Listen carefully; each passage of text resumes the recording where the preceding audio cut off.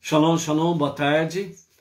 Hoje nós estamos no dia 18. Nós estamos hoje no dia 18 de abril do ano 2021, né? Louvamos a Hashem por podermos chegar hoje, melhor dizendo, no dia 19 do ano 2021, do calendário gregoriano, e nós estamos no dia 7 de Ar do ano 5781. Bendizemos a Hashem, que nós chegamos hoje a 213 dias do ano 5781. E hoje nós vamos começar um grupo de 26 ensinamentos do Rebbe, que nos fala sobre somos todos um. E nesses ensinamentos vamos ter muitas coisas a aprendermos sobre a unidade de Deus e nós, né, um para com o outro, a unidade que nós formamos. E dentro desse aspecto, o quanto que somos necessários um para o outro. Então, que nós possamos, né, nesses 26 ensinamentos que teremos pela frente, somos todos um, nós possamos compreender o quanto nós somos dependentes um dos outros e que ninguém faz nada sozinho e não somos sozinhos, não somos absolutamente nada. Por isso é importante nós estarmos cada vez mais conectados uns com os outros e juntos fazendo a vontade de Hashem. Então, pela graça bendita de Hashem, à tarde com a Torá, no dia de hoje, 19 do mês de abril do ano 2021, e pelo calendário judaico nós estamos no dia 7 de Iyar do ano 5781, ok? Então a nossa primeira gota de sabedoria, com referência ao grupo Somos Todos Um, o ensinamento do Rebbe fala assim conosco no dia de hoje. Eu estendo minha mão de 5 dedos e você estende a sua. Juntos temos uma dezena completa. Isso é, um aperto de mãos, você e eu, somos apenas fragmento do todo, até nos encontrarmos. Primeiramente, né, nós precisamos pensarmos, né, refletirmos, meditarmos a respeito de algumas coisas referente a essa questão. Um aperto de mão de 5 dedos e você estende a sua. E juntos nós somamos uma dezena completa, ou seja, 10.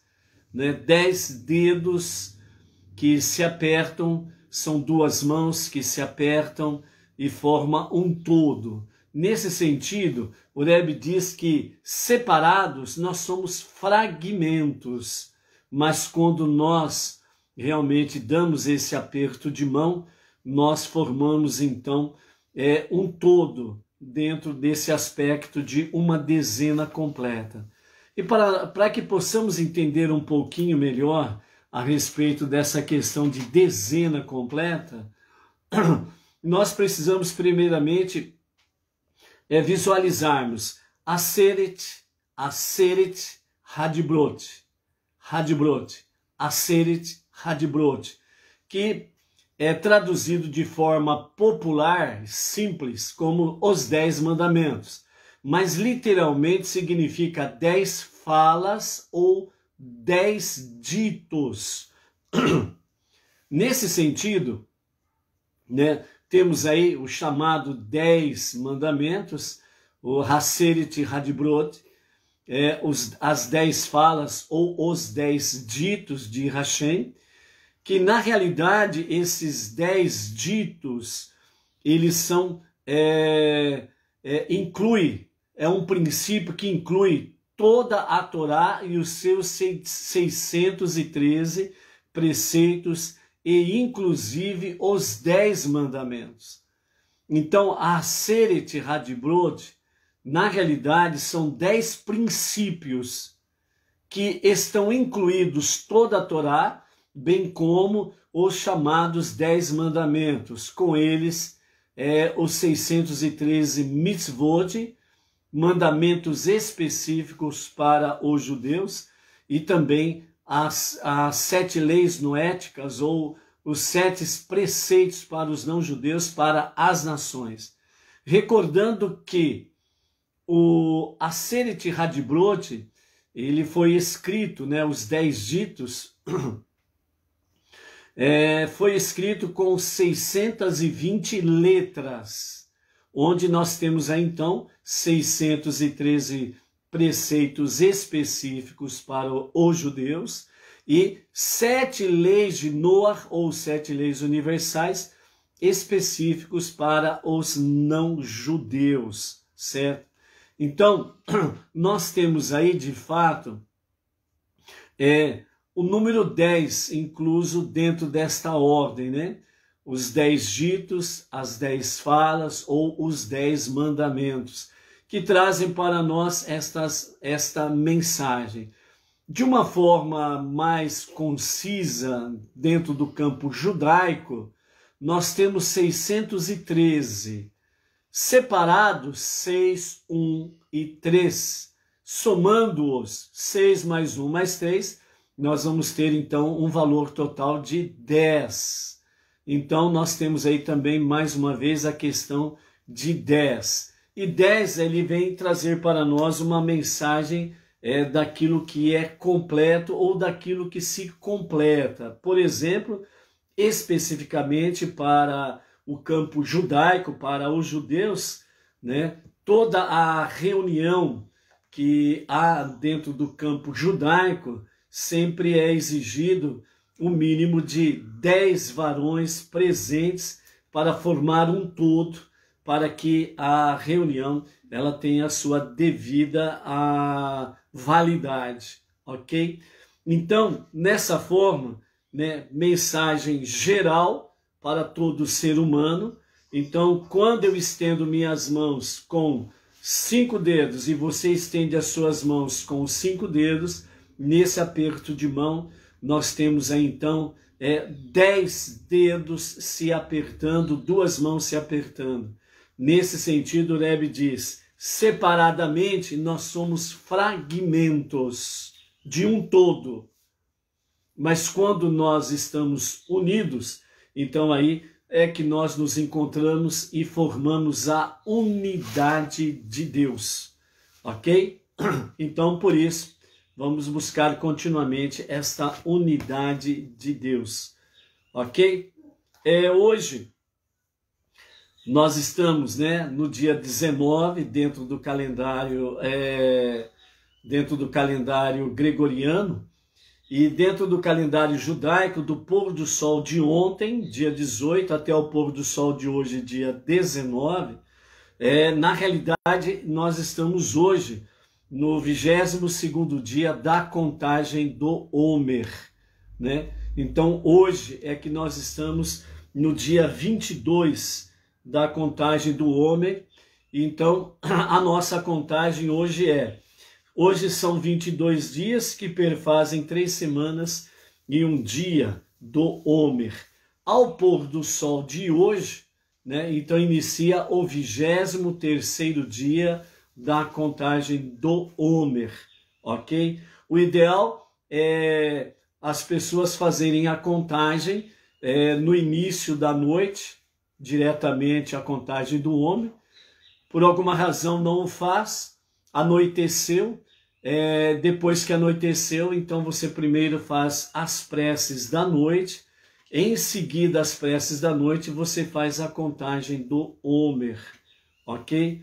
E a contagem do Homer você pode fazer até o dia seguinte, antes do pôr do sol, obviamente, você pode fazer a contagem do Homer, ok? Então, mais uma vez, até o pôr do sol de hoje, nós estamos no 22º dia de Homer. Ou seja, conte o Homer, hoje são 22 dias que perfazem 3 semanas e um dia do Homer. Hoje nós estamos, então, de fato, estamos em Hesed de Netzach. bondade na tolerância. Para que algo seja tolerado, é necessário que seja amado, né? Então, dentro desse escopo, você precisa questionar, né? Se você tem dificuldade em se comprometer, então você precisa examinar-se, né? Da seguinte forma, né? Examine o quanto você ama e aprecia o objeto que requer o seu comprometimento. Por exemplo, você ama o seu trabalho? Você tem comprometimento com o seu trabalho? Você ama a sua família? Você tem comprometimento com a sua família? Então, a tolerância é necessário que, de fato, seja amado, né? O objeto, o objetivo, né? A pessoa ou as pessoas para quem você direciona a sua tolerância, ela precisa estar arraigada na bondade e dessa forma aí, sem sombra de dúvidas, fazer com que você possa então analisar essas questões e colocar em prática a bondade na tolerância, ok? Hoje nós temos a nossa segunda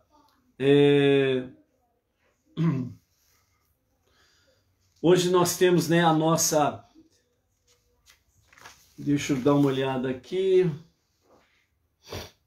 Baruch Hashem. Hoje nós temos a nossa segunda Aliyá, que é o segundo dia do Shabat, e portanto nós estamos aí, né, no segundo dia do Shabat, e é importante nós estarmos envolvidos com o Shabat desde o primeiro dia da semana. Então é importante que nós possamos estar assim, contando, né? Não simplesmente como domingo, segunda-feira, terça-feira, mas é importante que nós estejamos aí, né? Usando exatamente essa questão da contagem da semana também, dentro do comprometimento nosso com o Shabat. Então, o primeiro dia do Shabat, segundo dia do Shabat, e assim sucessivamente. Essa é uma das formas de nós estarmos vivenciando a preparação para o Shabat. Nesse sentido, o que nós vamos fazer? É importante que nós estejamos aqui, de fato, comprometidos com a contagem da semana para o Shabat. E nesse sentido, nós vamos fazer sempre dessa forma. Primeiro dia do Shabat, segundo dia do Shabat, e assim sucessivamente, né? Então hoje nós estamos no segundo dia do Shabat, e portanto nós estamos também dentro da contagem,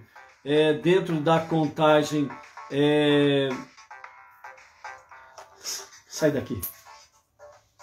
Nós estamos dentro da contagem também da Parashá semanal.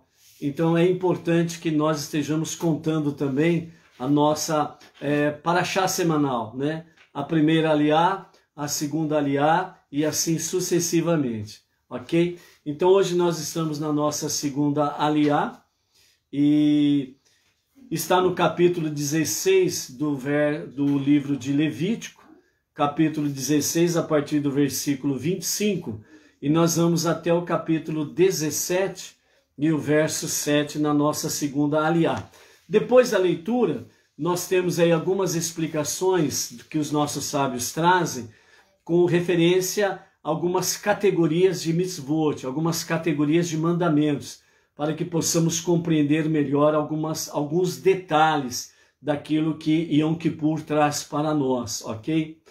E para finalizarmos, nós teremos aí uma história que envolve, né, dois rabinos no sentido sobre perdão. Uma história muito bonita, muito interessante, e é importante nós estarmos aí dentro desse aprendizado aí, ok? Vamos lá então, a nossa segunda Aliyá, capítulo 16, verso 25, com os comentários de Rashi, continuando as instruções sobre Yom Kippur.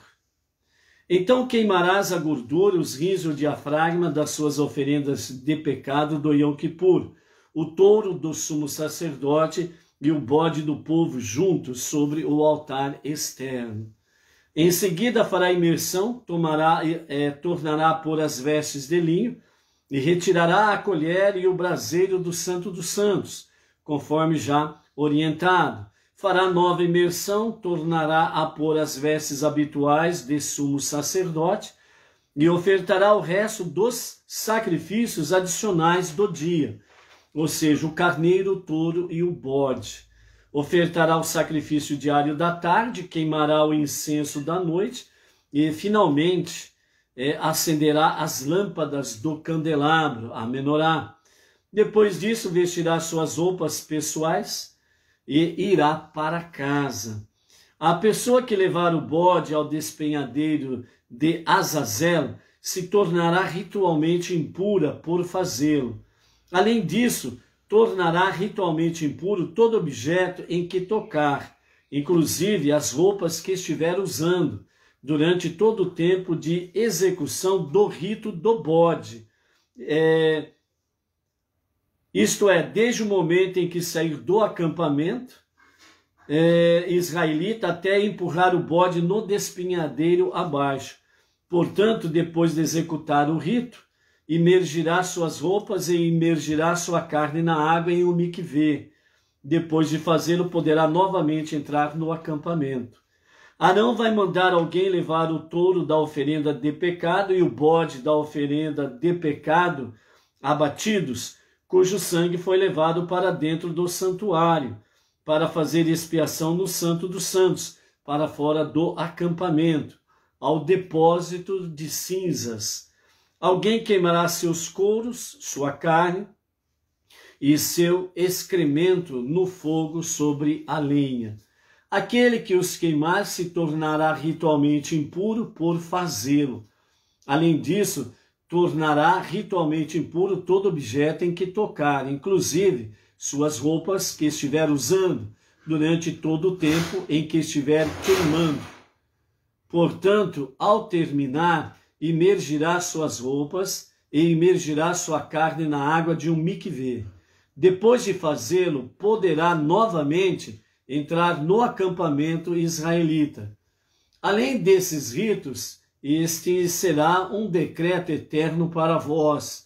No 7º mês, isto é, Tishrei, especificamente no 10º dia do mês, vos afligireis, abstendo-vos de comer e beber, de untar-vos e banhar-vos, de usar sapatos de couro e de ter relações conjugais. E não fareis nenhum trabalho, nem o israelita nativo, nem o converso que habitar entre vós. Pois nesse dia Deus efetuará expiação por vós, a fim de purificar-vos. Então aqui está falando do dia específico de Yom Kippur, onde tem no final da véspera do dia do Yom Kippur, né? No começo ali da véspera, vai fazer um período praticamente de quase 25 horas de jejum completo, não comer e não beber absolutamente nada. Isso significa afligireis as vossas almas, né? A mitzvah de Yom Kippur é afligir a alma, né? Para purgar-se, purificar-se. Por isso que vem o afligir a vossas almas, né? Que é uma ordenança específica para os judeus. Os não-judeus podem fazer desde que sigam as devidas orientações dadas pelo rabino, né? Tem rabino que diz que Benei Noach não precisa fazer nada, né? Tem rabino que diz que o Benei Noach não precisa fazer absolutamente nada. É só se envolver com as 7 leis universais e ponto final, né? Mas nós temos aí grandes sábios da história do povo judeu que diz que, entre eles Maimônides, que um não-judeu que abraçou o monoteísmo com as suas raízes judaicas, se ele quiser porventura fazer alguma coisa a mais além das 7 leis universais, ele precisa estar sob a liderança de um rabino e seguir as suas orientações. No caso específico nosso, nós temos o nosso Rav Yaakov Gerenstad, que é a liderança do movimento Bnei Noach Brasil. E então aqueles que estão arraigados com ele, aqueles que estão sob a sua liderança, têm as direções, orientações, no sentido daquilo que é pertinente ao não-judeu, que pode fazer em todas as festividades aquilo que pode fazer e aquilo que não deve fazer. Por isso que é importante ter realmente a liderança de um rabino e poder seguir as suas orientações. Por isso, os nossos sábios falam, né? Escolha um rabino e siga-o para que realmente você possa estar seguindo as direções, as orientações. Né? É interessante como que não-judeus, né? Algumas pessoas, né, não-judeus que começam o monoteísmo e vêm, né, para o monoteísmo com fundamento judaico, ele começa a se comportar de uma forma assim, como se fosse o dono da verdade. Parece que ele estudou mais do que os rabinos, parece que ele entende mais do que os rabinos e quer se prevalecer sobre a direção e orientação dos rabinos. É interessante isso daí, né? E também, né, certas atitudes assim de que algumas pessoas se comportam como que, eu sou mais santo do que você, né? Então eu só escuto rabinos, eu só assisto vídeos de rabinos, né? Mas qual é o seu líder, né? Qual é a liderança? Qual o rabino que é sobre que você está sob liderança? Ele fala assim, não tenho liderança nenhuma, não tenho grupo nenhum, eu só sigo as 7 leis universais, eu só fico envolvido aí com os vídeos de vários rabinos, etc. e tal. Sabe o que significa isso? Na realidade, ele não sabe o que quer. Saiu de um engano e continua com as suas raízes lá atrás, continua se enganando. Certo? Porque não é esse sentido. Você tem que ter disciplina, precisa ter realmente comprometimento. Essa questão que alguns, né, não-judeus que vêm para o monoteísmo e fica nesse comportamento, ele demonstra uma realidade, ele não está comprometido com nada e com ninguém. Ele está comprometido com ele mesmo, no sentido de que ele continua escravo do seu próprio ego. Simplesmente isso. Né? Ele continua com as suas raízes, né, lá atrás, através de uma forma enganosa religiosa que vivia e continua vivendo. Né? Nesse sentido, então essas pessoas se comportam dessa forma. Eu não tenho grupo nenhum, não tenho rabino nenhum, que é o meu líder, eu sigo a Torá, né? Eu sigo a Torá. Quer dizer, nem o rabino serve para ele, não existe líder à altura dele, então eu sigo a Torá e as 7 leis universais. Continue andando pelo terreno pantanoso, continue andando pelas areias do deserto do engano, não vai chegar a lugar nenhum.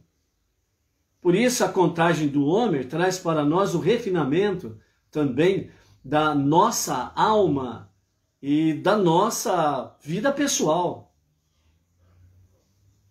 Então, né, as pessoas, elas querem agir, entre aspas, como sábios, e na realidade não tem nenhum pingo de sabedoria. Então, é disciplina, é comprometimento, é bondade, é fidelidade. É aquilo que o Rebbe acabou de falar sobre a questão que somos todos um.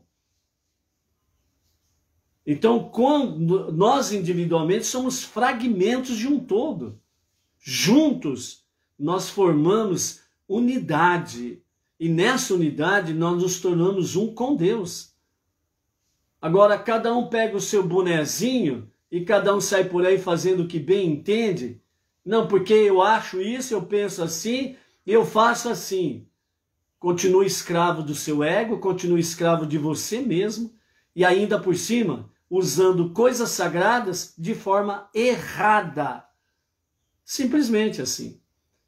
Então, amados, viver uma vida monoteísta com fundamento judaico da palavra precisa de disciplina e comprometimento, certo?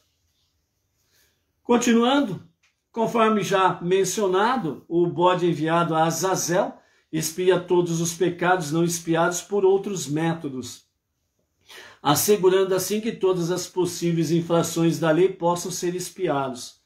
No entanto, todos esses métodos de expiação só isentam o indivíduo da obrigação de compensação adicional ou mais séria pelo dano que causou. Não expiam os efeitos prejudiciais do pecado sobre o próprio indivíduo. Tais efeitos são expiados por meio da observância da festa de Yom Kippur em si, isto é, a abstinência de trabalho e prática das formas requeridas de aflição. Essa última expiação, efetuada pelo próprio Yom Kippur, não depende do arrependimento do sujeito por seus pecados específicos, mas só do seu desejo geral de arrepender-se para reconciliar-se com Deus. Assim, observando a festa do Yom Kippur e seguindo os outros métodos de expiação, sereis completamente purificados diante de todos os vossos pecados, né? Então, o que nós temos dentro desse rito sobre Yom Kippur para a purificação diante de Deus de todos os vossos pecados? Então, primeiramente, nós temos aí a questão do rito, a aspersão do sangue do touro, que é do sumo sacerdote, e do bode do povo, para todo o povo, dentro do Santo dos Santos. O que expia essas oferendas? Entrada no tabernáculo ou ingestão de sacrifícios estando impuro, deliberadamente ou sem intenção. Se originalmente sabia, mas depois esqueceu e ainda não lembrou. Ou seja, a aspersão do sangue do sacrifício do touro, que é para perdão de pecados do Kohen Gadol, do sumo sacerdote, bem como também a questão do sacrifício para perdão de pecados do povo, é o bode. Então, o bode é o sacrifício para perdão de pecados do povo. Não é o cordeiro e nunca foi usado o cordeiro como sacrifício para perdão de pecados. Ok? E ele expia o que? Exatamente a purificação, para que realmente tanto o sumo sacerdote como o povo possam ter realmente o direito, a bênção de poder adentrar não somente no pátio do tabernáculo, né, mas estar ali próximo onde os demais sacerdotes ficam, né, no lugar santo, e à distância poder ali ver, né, a cortina da separação do Kadosh Kadoshim, do Santo dos Santos. Outro rito que nós temos em Yom Kippur é o rito de a queima de incenso dentro do Santo dos Santos, que é somente o Kohen Gadol, o sumo sacerdote, que entra no Santo dos Santos para fazer a queima do incenso, né? E o que é que expia a queima do incenso? Ele expia o pecado da fofoca, né? O pecado do Lashon Hará. Na sequência dos ritos, né, temos aí a aspersão do sangue do touro referente ao sumo sacerdote e para os demais sacerdotes, e do bode do povo, que é para todas as pessoas do povo, em direção à cortina, né? Expia a violação do candelabro, da mesa ou da cortina causada pelo toque de pessoa ou coisas ritualmente impuras. Né? Então aí purifica, né? A expiação é para purificar se alguém tocou indevidamente, né, os utensílios que estão ali no lugar dos santos, né? se tocou de forma inapropriada. Na sequência, nós temos a aplicação e aspersão da mistura do sangue do touro do sumo sacerdote e para os sacerdotes, e do bode do povo para todos os demais do povo, sobre o altar interno. E a expiação é para a violação do altar interno causada pelo toque de algo ritualmente impuro, né? Então, qualquer coisa impura que teve contato ali, então faz expiação. Em seguida, nós temos o envio do bode a Azazel, o bode que vai para o deserto, o bode vivo, e ele expia todos os pecados intencionais ou não intencionais, não expiados por outros métodos de expiação. Então, todo e qualquer pecado que não foi expiado anteriormente, que não houve expiação, então, através do bode a Azazel, então será expiado aqui. Depois temos o sacrifício do carneiro do sumo sacerdote e do carneiro do povo, para todos do povo, sendo esta oferenda de elevação. Então, aqui nós temos o carneiro para oferenda de elevação, não é de pecado. Oferenda de elevação é aquela voluntária em que o povo fazia, porque o seu desejo era aproximar-se de Deus, ok? Então, era aproximar-se de Deus. É oferenda de elevação, elevar-se à presença divina, né? Então, o que expia essa oferenda de elevação? Pensamentos pecaminosos, né? Então, os pensamentos, eles são rápidos, fugazes e são, né? Sobe rapidamente. Por isso que tem aqui a oferenda de elevação, para expiar os pensamentos pecaminosos.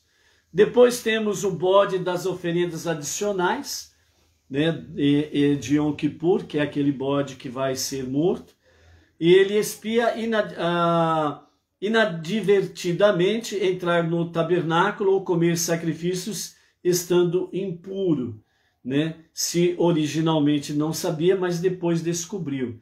Então essa expiação aqui é para aquele que entrou ao tabernáculo, ao recinto do tabernáculo, de forma inadvertida. Ele não estava em condições de pureza para poder adentrar. E se porventura, né, ele acabou assim, deu um branco na cabeça e esqueceu-se, então depois ele lembrou, vale também para essa expiação aí. E finalmente, temos aí o rito do próprio dia de Yom Kippur. O próprio dia de Yom Kippur, ele vem expiar, primeiro, o efeito de todas as transgressões sobre o indivíduo, e em segunda questão, na ausência do tabernáculo ou do templo, combina-se com outras formas de expiação. Então, primeiramente, tendo o templo, né, primeiro mexicano no deserto, depois o templo em Jerusalém, o efeito de todas as transgressões sobre o indivíduo. Então, o próprio dia de Yom Kippur, onde vemos ali sobre afligir as vossas almas, né? Então, ele tem um efeito, né, de expiar todas as transgressões do indivíduo. Na questão de ausência do tabernáculo, do deserto ou do templo de Jerusalém, combina-se com outras formas de expiação. Resumidamente, nessa segunda questão, o que sobra, modo de dizer no bom sentido, né? Ou o que resta também no bom sentido é techuvá. A única coisa somente que tem para os judeus e para os não-judeus é exatamente a techuvá, o verdadeiro arrependimento, o verdadeiro retorno a Deus. É o que tem depois da destruição do segundo templo em Jerusalém. Ok? Continuando aí, capítulo 16, verso 31. Por essa razão, esse dia é um Shabat de descanso para vós e vos afligireis nele como decreto eterno, mesmo quando o tabernáculo ou o templo não estiver erguido, né? Então, o Yom Kippur mesmo com a ausência do tabernáculo, o povo judeu em Israel e nos quadrantes da terra, eles continuam executando o Yom Kippur, certo? Então, está escrito aqui, em todo o tempo, tendo ou não tendo o templo, se faz o Yom Kippur, né? Então, dessa forma, então, o sumo sacerdote, sendo ungido ou empossado para servir em lugar de seu pai, o substituto, usando as vestes de sumo sacerdote por 7 dias consecutivos, fará as várias formas de expiação. Ele vestirá as vestes de linho, isto é, as vestes sagradas, fará expiação pelo Santo dos Santos, e assim fará expiação pela parte restante da tenda da reunião, isto é, o santuário externo, e pelo altar interno, e assim fará expiação pelos sacerdotes e por todo o povo da congregação. Tudo isso será um decreto eterno para vós, para fazer expiação pelos israelitas por todos os seus pecados uma vez ao ano, como Deus ordenara a Moshe.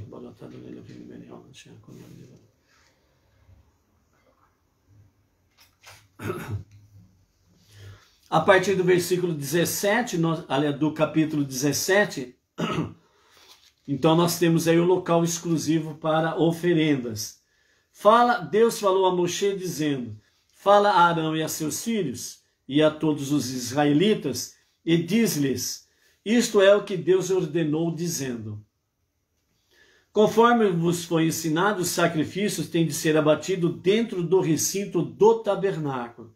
Portanto, qualquer homem da casa de Israel que abater um boi, cordeiro ou cabra, designado como sacrifício, dentro do acampamento, ou abater fora do acampamento, em vez de trazê-lo à entrada da tenda da reunião para ofertar como sacrifício a Deus, abatendo-o no pátio diante do tabernáculo de Deus, tal ato será considerado para esse homem como se ele houvesse derramado sangue de uma pessoa, homicídio, assassinato. Mesmo que alguém abata tal animal consagrado dentro do pátio, como deve, porém faça a aspersão de seu sangue fora do pátio, considerar-se-á como se ele tivesse derramado sangue inocente. Em ambos os casos, esse homem será cortado do meio do povo e ele morrerá prematuramente e sem filhos.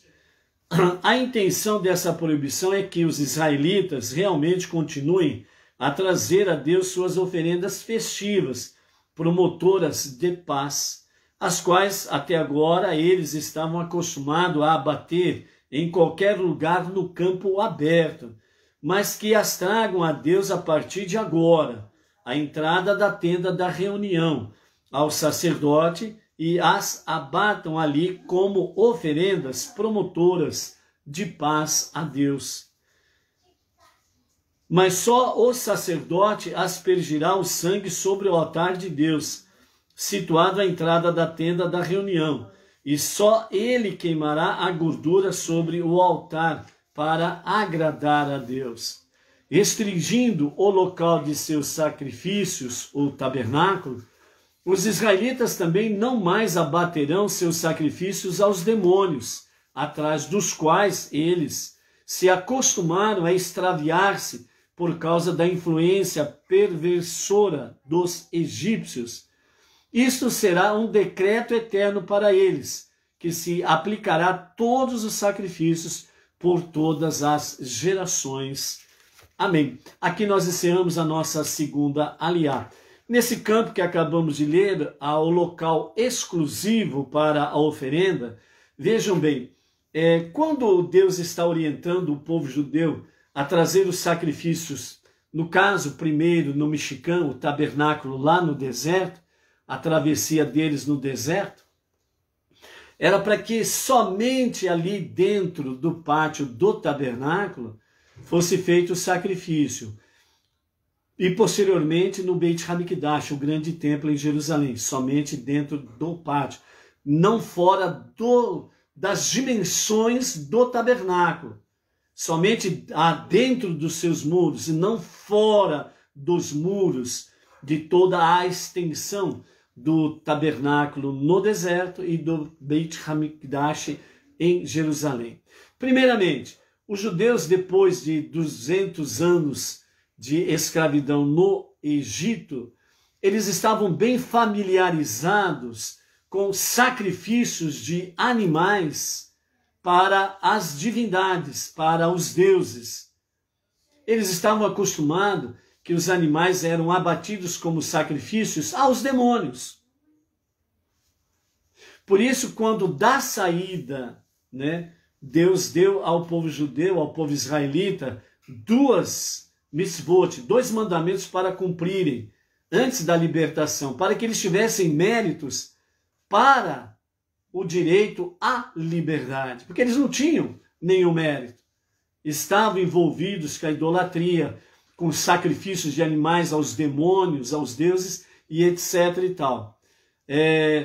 E assim, o que aconteceu? Quando o cordeiro foi dado para que eles escolhessem um cordeiro até 1 ano de idade, sem defeito, e durante 4 dias o cordeiro dentro da casa de cada família israelita, que o cordeiro era uma divindade egípcia, e eles já estavam acostumados que o cordeiro era uma divindade.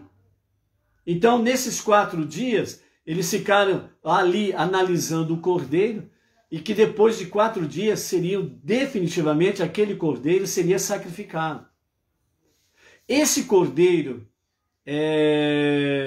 que foi sacrificado ali para a libertação, só para concluir, a primeira mitzvah dos 2 foi a circuncisão, e a segunda mitzvah, a segunda ordenança, foi o sacrifício do cordeiro. Esse sacrifício do cordeiro não foi para perdão de pecados. Esse sacrifício do cordeiro, na realidade, ele foi, de uma forma mais incisiva, foi o sacrifício da idolatria. A partir daquele momento, eles não teriam uma visão mais de que aquele cordeiro, ou o cordeiro, os animais, não eram nenhuma divindade. Então eles estavam sacrificando a sua idolatria.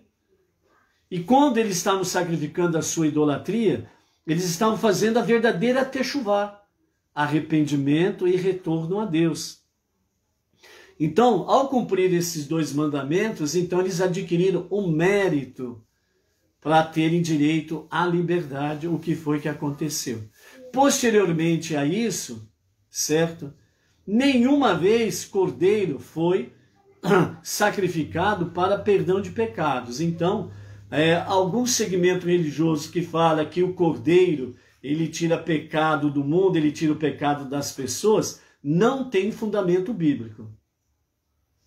Não é uma verdade bíblica. Entre aspas, é algo que foi criado na continuidade da crença egípcia do cordeiro, para que, assim como o cordeiro ele era adorado como uma divindade, como um deus do Egito, então a sequência, né, da religiosidade egípcia, ela continuou mundo afora até o tempo presente, onde hoje ainda é o cordeiro que tira o pecado do mundo, ele continua sendo adorado como uma divindade. É idolatria.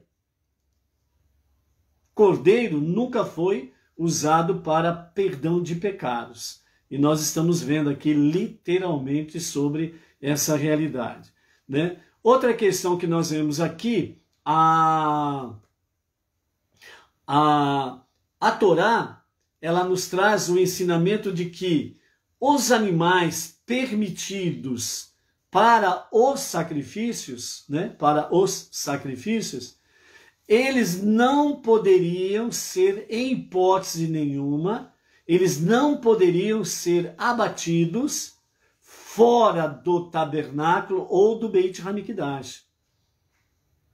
Os animais para os sacrifícios aceitáveis a Deus só poderiam ser sacrificados dentro do pátio do tabernáculo no deserto e do grande templo Beit HaMikdash em Jerusalém. Dentro do pátio, fora dos muros, não era permitido. Todo e qualquer sacrifício que era feito fora dos muros do tabernáculo era considerado pelo Eterno, né, realmente como um sacrifício aos demônios, aos deuses. E, portanto, Deus diz que esses sacrifícios, além de não serem aceitos, quem os fizesse, eles seriam apartados, cortados da comunidade judaica. E eles morreriam prematuramente e sem filhos. Então, portanto, todo e qualquer sacrifício que se fizeram nos tempos aforas, fora dos muros do tabernáculo ou do Beit HaMikdash, o templo, simplesmente são abominações aos olhos de Deus. Além de não serem aceitos, quem os fazem, né, estão realmente violando o mandamento do Eterno e por isso são considerados cortados do meio do povo. Ok? Para os inteligentes, um pingo é uma letra. Quem tem ouvidos, ouça o que diz a Torá. O que diz a Torá. Ok? Dentro dessas questões aqui que nós estamos vendo, entre elas, a questão dos 2 bodes, né? Então, ela era levado no Mishkan e no Beit HaMikdash, no templo, eram levados 2 bodes para perdão de pecados do povo. Então, portanto, o animal escolhido para perdão de pecados do povo era bode. Bode. Todos sabem a diferença de um bode e de um cordeiro, não sabe? Então, bode era o animal do sacrifício para perdão de pecados do povo.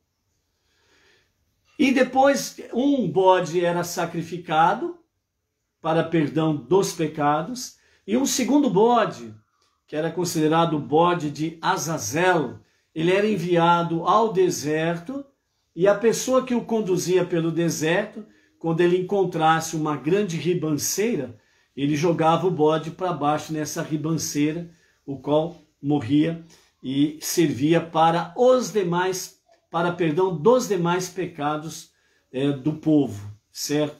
Então, a Torá, ela traz para nós mandamentos, e os nossos sábios explicam que há 3 categorias de mandamentos.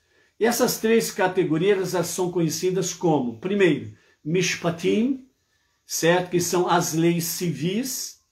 O segundo é Edut, que significa testemunhos. E a terceira categoria desses mandamentos chama-se Hukim. Hukim, que significa decretos divinos. O primeiro, Mishpatim, leis civis, são leis divinas que promulgam a segurança e a sobrevivência da sociedade humana. Inclui, por exemplo, a proibição de roubar e matar. São os Mishpatim, as leis civis. E coisas semelhantes a essas, proibido roubar, matar e etc. e tal, está dentro da categoria de Mishpatim, leis civis. O segundo é Edut, testemunhos. Se uma mitzvah, um mandamento, testemunha um evento histórico ou algum aspecto de nossa fé, é chamado de Edut, testemunho. São exemplos a mitzvah de observar o Shabat, que atesta sobre a nossa crença de que o Todo-Poderoso criou o mundo em 6 dias. Observar as festividades ao Eterno, pois comemoram, por exemplo, o êxodo do Egito. As mitzvot para o mundo específico judaico, por exemplo, né, além destas questões, tem o tzitzit, as franjas, tem o tefilim, os filactérios, que demonstram a crença na soberania de Deus. Então, esses são alguns exemplos de edut, testemunhos. E o terceiro, né, a terceira categoria, que é hukim, que significa decretos divinos. Nessa categoria, no singular, chok, no plural, hukim. Classifica-se todas as mitzvot, todos os mandamentos, cujo propósito ou significado não são compreendidos pela inteligência humana. A inteligência humana não consegue compreender e não consegue explicar de uma forma clara e simples. 2 mais 2 são 4. Então os hukim, né, não tem essa questão. Ela acaba sendo contraditória em si. Essa categoria de mandamentos é a mais difícil de se respeitar. O Talmud nos ensina assim: essas são as leis que a má inclinação, Yetzer Hará, e as nações do mundo tentam contestar. Se não compreendemos o motivo de alguma coisa, é tentador achar pretextos para não fazê-la. Quando tentamos explicar nossa religião, os judeus especificamente dizendo, aos não-judeus, as leis que não têm um motivo óbvio são as mais difíceis de compreensão. E quando nós, não-judeus, abraçamos a fé monoteísta e também entramos nesse ombro a ombro com os judeus no serviço a Deus, no serviço do coração, no serviço de amor, muitas vezes você vai explicar para alguém a respeito dessas questões de fé e mandamentos. E muitas vezes, né, quando entramos em Hukim, nos decretos divinos, que são difíceis de se explicar e entender, então realmente as pessoas elas têm uma tendência, né, muitas vezes até de zombar, por causa dessa dificuldade. E nesse sentido, Yetzer Hará, a inclinação, né, ao mal, né, ou a má inclinação, ela tem uma forte tendência a fazer um snob, né, a dar uma esnobada nesse sentido aí. Então, o fato de um mandamento não ter um motivo óbvio torna seu cumprimento um ato de fé, muito mais ainda. Então, esses mandamentos, nesses decretos divinos, que não tem uma explicação óbvia, e ele é obedecido pela fé, né? Então, isso daí é muito mais ainda valoroso diante de Hashem. Ele indica que estamos prontos e desejosos de obedecer às ordens de Deus, até mesmo quando não podemos justificá-las racionalmente. Todas as leis de pureza e impureza ritual pertencem a essa categoria de mandamentos conhecidos como Hukim, decretos. Portanto, disseram nossos sábios, o corpo morto não impurifica e a água não purifica.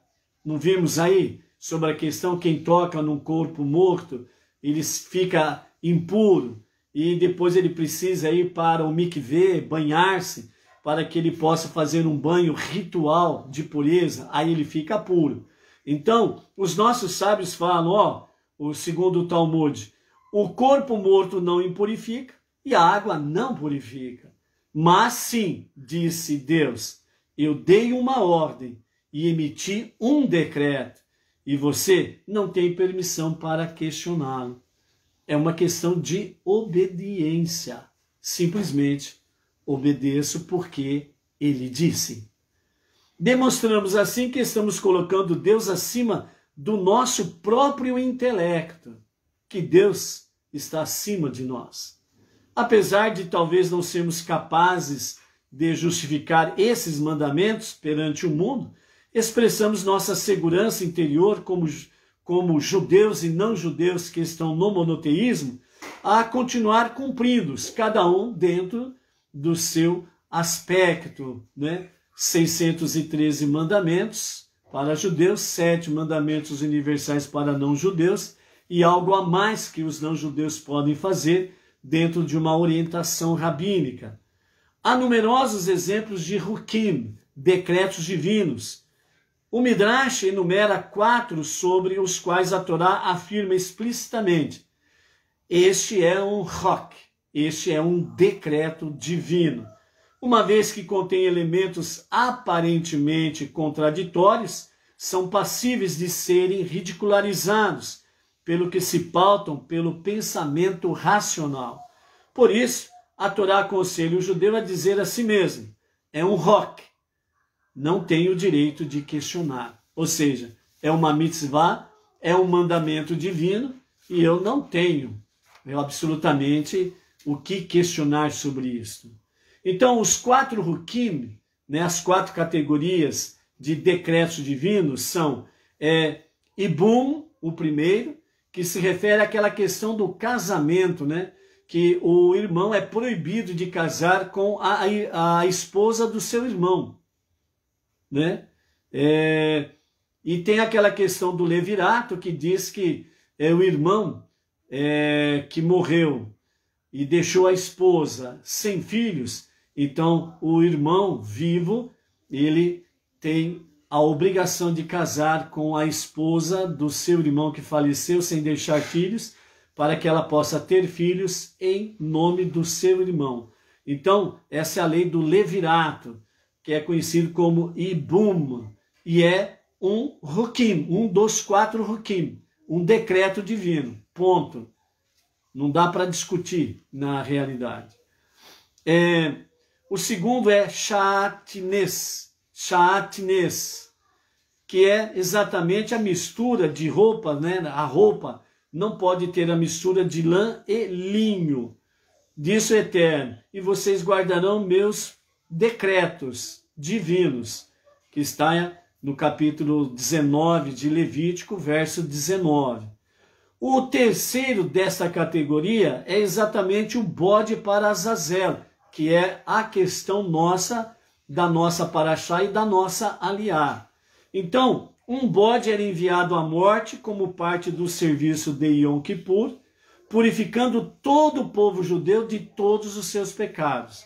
Ao mesmo tempo em que ele purificava os pecados do povo todo, o que acontecia? Aquela pessoa que conduzia o bode pelo deserto até encontrar um precipício para jogar o bode a ladeira abaixo, como diz o outro, esta pessoa ela ficava impura. Todas as suas vestes ficavam impuras e tudo que ele viesse a tocar ficaria impuro. Ele precisaria fazer o banho ritual para ficar puro novamente, né? Então, por conseguinte, essa lei é chamada também de um hok eterno, ou seja, um decreto eterno, segundo Levítico, capítulo 16, e o verso 29. E o quarto mandamento dentro dessa categoria de decreto divino é exatamente a questão da vaca vermelha, né? As cinzas da vaca vermelha purificavam o povo judeu, mas aquele que trabalhava com as cinzas da vaca vermelha para misturar com água, e assim todo o povo judeu ser purificado, aquele que o fazia, ele se tornava impuro também, né? Ou seja, como se trata exatamente de um decreto divino, não tem uma explicação lógica para explicar sobre esta questão. Então, os hukim, contudo, não são leis sem razão, numa lógica, mas os hukim, os decretos divinos, eles na realidade são divinos, ou seja, a sua razão lógica, ela é divina, ela está em Deus. E por isso, né, o próprio rei Salomão, ele escreveu dizendo que pensei que teria sabedoria sobre isto, a compreensão da mitzvah, por exemplo, da vaca vermelha. porém está muito distante de mim. Eclesiastes, capítulo 7, verso 23, Kohelet, né? Então essas são sobre essas questões dessas mitzvot, né? Dentro do campo que nós temos aí. Aquilo que é para compreendermos, aquilo que não está ainda na nossa compreensão nesse tempo presente, né? Vamos aguardar a época da redenção com a revelação do justo Mashiach, quando então poderemos compreender todos os detalhes não compreendidos da Torá até então, ok? Para finalizarmos, né, a nossa história de Yom Kippur, né, sobre a questão, não devemos adiar a nossa Teshuvá, ou seja, não podemos adiar o nosso arrependimento das nossas falhas, dos nossos pecados e retornar a Deus o mais rápido possível. Aqui essa história, ela nos dá o exemplo de dois rabinos, como que nós precisamos rapidamente corrigir o nosso pecado contra o próximo. Porque o pecado contra o próximo, Deus só vai nos perdoar se nós agirmos de forma correta. Todo pecado contra Deus, a partir do momento que você se arrepende e você vai à presença de Hashem e pede perdão por ter violado os seus mandamentos ou alguns dos seus mandamentos, ele te perdoa, havendo sinceridade na sua teshuvá, no seu arrependimento, ele perdoa e você volta a se conectar com Deus. Agora, o seu pecado contra o próximo, Deus não perdoa. Por que ele não perdoa? Porque você precisa tomar uma atitude. Que atitude? Você precisa procurar o próximo a quem você ofendeu ou deu algum prejuízo para ele danoso. E enquanto você não se corrigir com o seu próximo, não adianta você pedir perdão para Deus, porque o perdão de Deus, nesse caso, ele está acondicionado em você se corrigir com o seu próximo. Se você não se corrigir com o seu próximo, não adianta você pedir perdão para Deus. Entra aqui e sai por aqui. Ele não vai dar atenção, porque você não está corrigindo aonde aconteceu a falha, aonde aconteceu o pecado. Então o pecado contra o próximo, o primeiro passo, não é somente você se arrepender de ter feito alguma coisa contra o seu próximo, mas é procurá-lo e realmente pedir perdão, certo? Corrigir-se com o seu próximo. Então, dentro desse aspecto, né, os nossos sábios trazem a seguinte história sobre dois rabinos, né? Aliás, um rabino e um não rabino. Posteriormente, o não rabino se tornou um rabino. Mas antes dele se tornar um rabino, né, nos fala da seguinte forma aqui. Na juventude, o judeu de nome Resh Lakish e dois de seus bons amigos eram salteadores de estrada. Eles costumavam render viajantes e roubá-los de seus bens. Certa vez o Rabi Yohanan encontrou o jovem Resh Lakish e ficou impressionado com ele e disse-lhe: você deveria desistir de sua ocupação pecaminosa e devotar sua força e sua mente ao estudo da Torá. Resh Lakish ouviu aquilo que disse o Rabi Yohanan e disse aos amigos: começarei a estudar no Beit HaMikdash. Querem me acompanhar? Mas os seus amigos não se interessaram, preferiram permanecer assaltantes. Quando Resh Lakish começou a estudar Torá, tornou-se cônscio da gravidade de seus erros, jejuou, rezou, confessou seus pecados, corrigiu seus erros, prometeu a Deus que jamais retornaria aos seus antigos dias de perversidade. Deus aceitou a sua teshuvá e perdoou integralmente. Resh Lakish tornou-se tão profundamente interessado no estudo de Torá que permanecia constantemente na casa de estudos. Tornou-se um famoso mestre de Torá, conhecido também por sua confiança em Deus. nunca guardava dinheiro, ao contrário, costumava dividi-lo entre os pobres. Deus fez com que Resh Lavish e seus 2 amigos morressem no mesmo dia.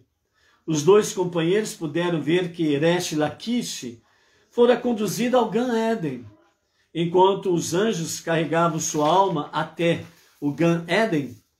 Uma parte do Guerrinom, outros ladrões foram levados para lá, e os seus assaltantes, né, os ladrões e eram assaltantes, foram ali punidos. Então eles disseram, Senhor do mundo, isso não é justo. Conhecemos o judeu que foi levado ao Gan Éden. Nós 3 costumávamos assaltar juntos. Merecemos tratamento igual. E Deus respondeu-lhes, Resh Laquish fez techuvá e vocês não. Então faremos techuvá agora. Então Deus declarou, tarde demais. A pessoa pode fazer techuvá apenas durante a sua vida. Depois que morre, é recompensado somente pelo que fez durante sua vida. O homem é comparado a um viajante que empreende uma jornada pelo oceano. Os víveres que preparou quando estava em terra, terá ao seu dispor no navio. Aquele que nada prepara, morrerá de fome. Essa história nos ensina que jamais devemos adiar a techuvá, arrependimento, retorno a Deus. Se souber que cometeu uma transgressão, deve tomar resolução de jamais repeti-la. Entretanto, Deus selecionou um tempo especial para a techuvá. Esse tempo especial chama-se Yom Kippur. Nesta época, Deus aceita a techuvá mais facilmente. Porém, algumas transgressões não são perdoadas em Yom Kippur, mesmo que a pessoa faça techuvá. Ofensas cometidas com a certeza de que serão perdoados em Yom Kippur. Ou seja, aquelas pessoas que durante o ano falam, não tem problema nenhum, eu vou pecar, eu vou fazer e acontecer, quando chegar Yom Kippur, eu peço perdão e Deus me perdoa. Esse tipo de pecado, Deus não perdoa, porque ele é considerado o pecado, o crime premeditado, é o crime doloso. A pessoa faz porque gosta de fazer as coisas erradas, gosta de pecar, sente prazer em desobedecer a Deus. Então, quando chega em Yom Kippur, não adianta pedir perdão, não há perdão. Outra coisa também, ofensas feitas ao próximo, a menos que lhe peça perdão. Ofensas ao próximo só será perdoado se a pessoa pedir perdão ao próximo a quem ele ofendeu. Então, se pecou contra Deus, por exemplo, se realizou o trabalho proibido, né, para o judeu, no caso específico, no Shabat, né, fez um trabalho proibido no Shabat, né? O não-judeu, por exemplo, ele roubou, né, furtou ou algo semelhante, Deus só perdoa após fazer techuvá, arrependimento verdadeiro. Mas quando se ofende o próximo, insulta um amigo, então sua techuvá não é suficiente. Ele precisa procurar a pessoa e pedir-lhe perdão. Então, quando fizer techuvá, a qualquer tempo e particularmente antes de Yom Kippur, assegure-se de pedir perdão a cada pessoa que tenha ofendido, né? Então, o conselho dos sábios é, antes de chegar Yom Kippur, procure as pessoas que você ofendeu e peça perdão para ela.